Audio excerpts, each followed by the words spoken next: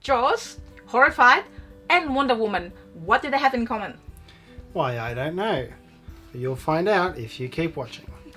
Coming up.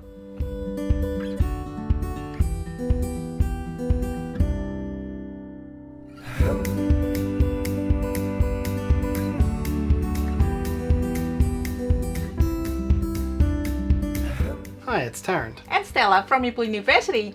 Welcome back to our weekly tabletop diary. We are going to talk about... Prospero Hall. Yay! Yes. So, Prospero Hall, their name is coming up. It's a design house, which has been coming up quite a lot recently on games based on well-known intellectual property. Yes. And I am trying to, I don't know, cross my fingers, I am trying to organize an interview with Prospero Hall so you can get a little bit more details about who are they, what are they, how many people, and so on. But in this one, we're going to talk about the games that they create that we've been enjoying so far. Yeah. And it's been quite enjoyable, and they've been coming out with these, I think, if you go back a couple of years, I would have had this view that if you've got a game that's been put together based on a well-known IP and you're attempting to market it more broadly, I wouldn't go into the game expecting much. Yes. I would think mass market. It would be the sort of stuff that as someone who's well in the hobby, I wouldn't normally find myself wanting to play. Actually a common misconception, because you just assume that they're selling it because of the IP.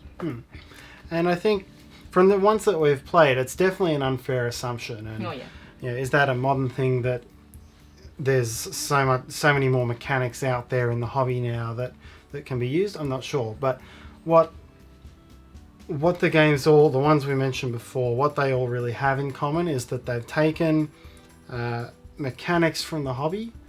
They're still implementing them in a simple and mass marketable way, but but they're still good games, and they're games that anyone within the hobby can pick up and play and enjoy as well. And correct.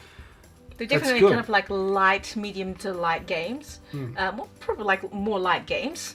So yeah, they're on the lighter side of hobby gaming. They're on the heavier side of mass market. But this sort of area may be a good a good gateway step going forward. Maybe a gateway plus. So not just quite gateway, but gateway plus. Yeah, and I think that's quite exciting. Yeah, and the other ones that I haven't mentioned. So we mentioned Jaws. So good. It's kind of like, it's basically two games. So one that's just phase 1 and then phase 2. It's one versus many hidden movement. Is it action programming as well?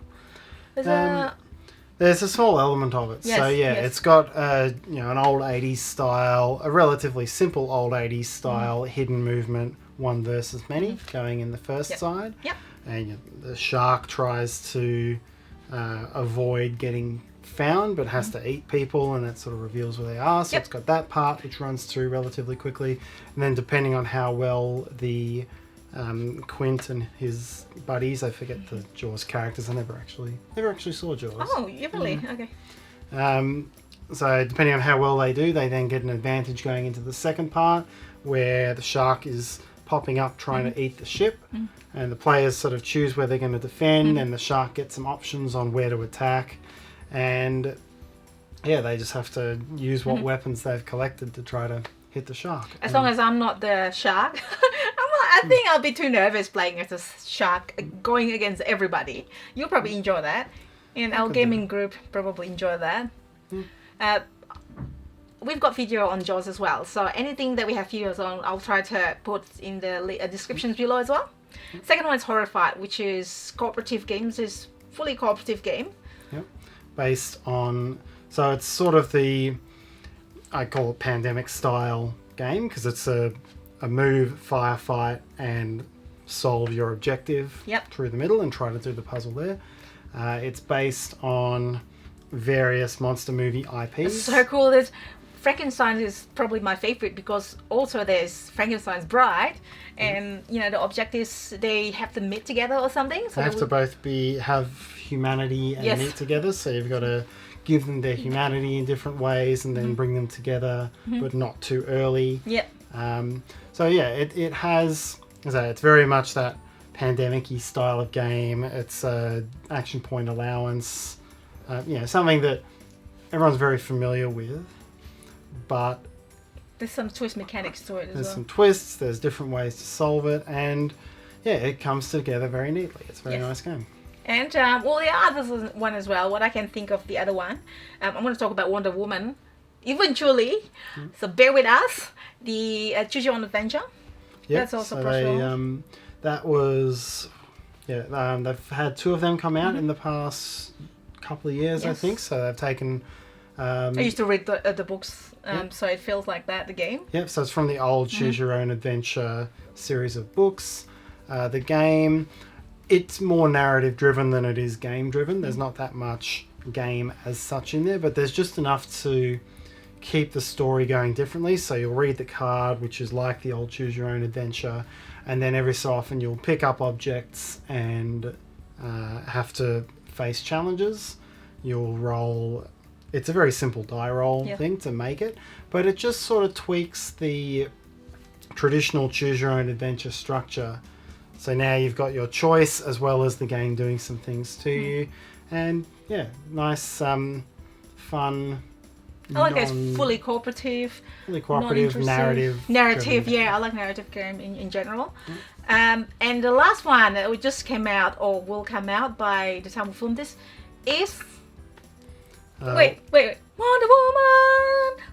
Sorry, Oh, hang on. That's the old Wonder Woman, but I don't know if this is based on the old one or I think it's a new one, which is I believe that's the song.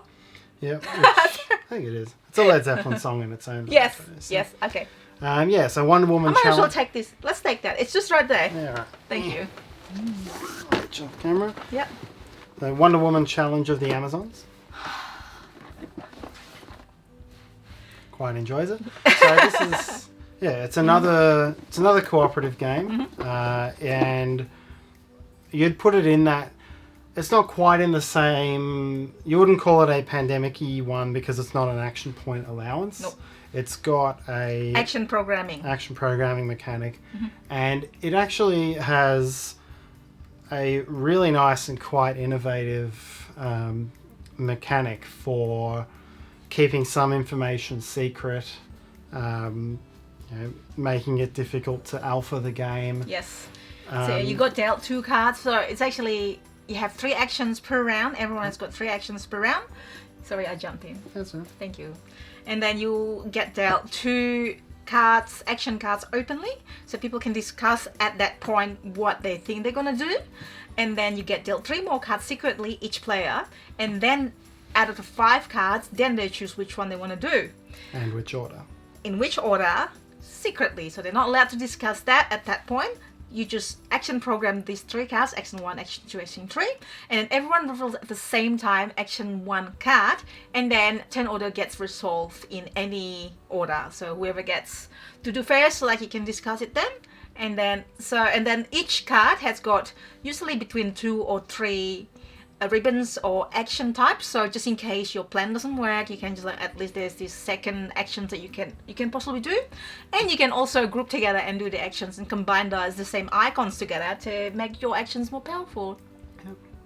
Yeah. So I mean that mechanic, that way of having partial information before programming. I haven't personally seen it elsewhere. No, I don't know if it's in any other game, but certainly this is the first time I've seen it, and if they've come up with it, it's excellent. It's excellent. It's so good. It's a really good way of making that, the individual making everyone have their decision and keeping everyone in it. So that's really good there. Yeah, and it plays 2 to 5 players. Yep. There are some mechanics as well that balance, for higher player counts. And there are 3 different villains that you can choose from. We play with the basic one, Ares, and the other 2 are more difficult. So you can increase the level of difficulties that way as well. It's amazing. Yeah, it's not a challenging game in rules. It's got no more rules than Pandemic would have. Yes. And it works the IP very nicely. There's something about Pandemic that it's a little bit frustrating. What is it? Oh, the alpha player. It could be alpha player, but also just the game could go against you. Like it's so bad. There's like you can calculate to a certain point, but then when everything breaks out, and that's it. So true. And both of these ones don't have the exponential ramp up mechanic.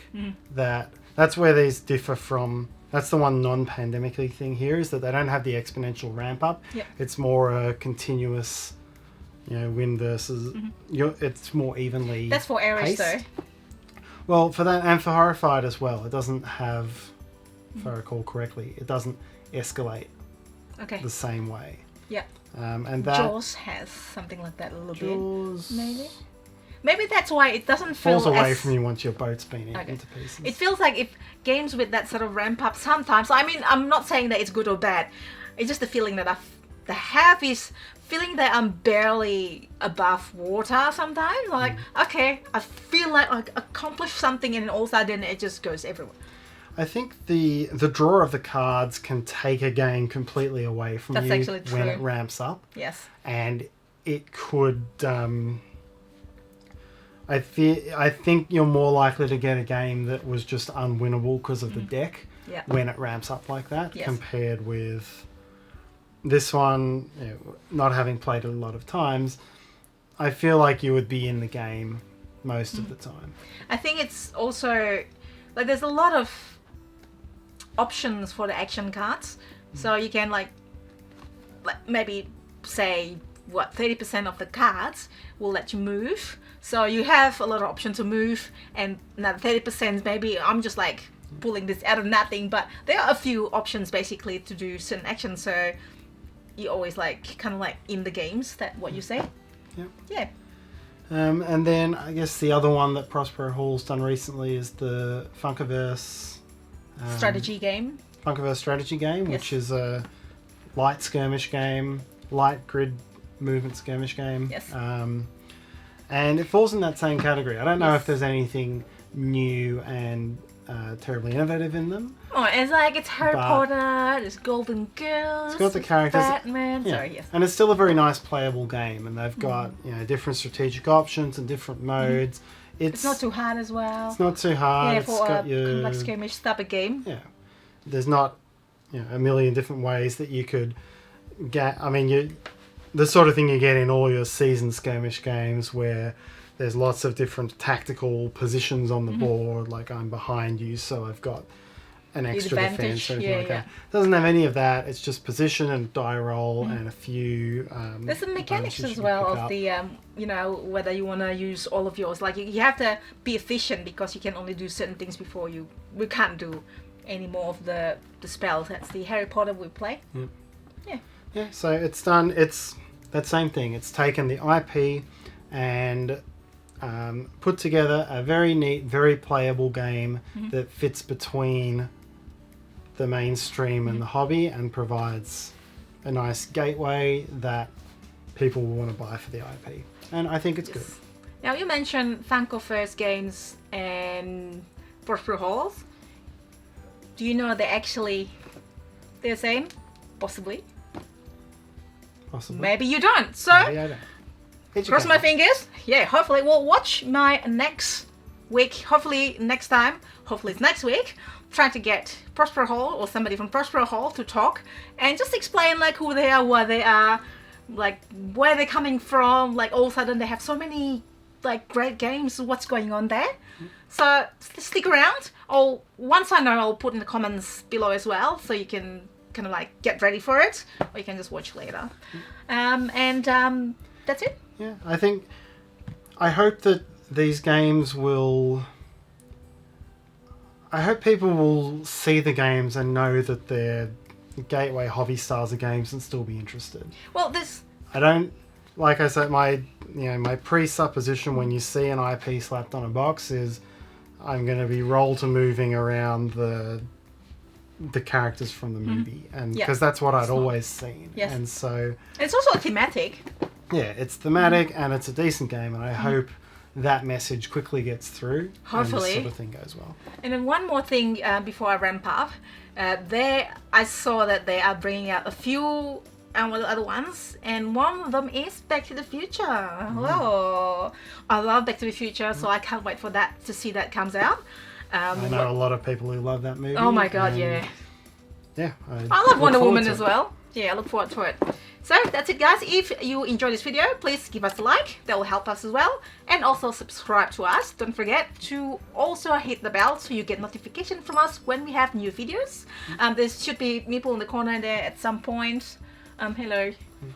And you can click that as well to subscribe. I also have Instagram account, so you can have a look and maybe chat with me there.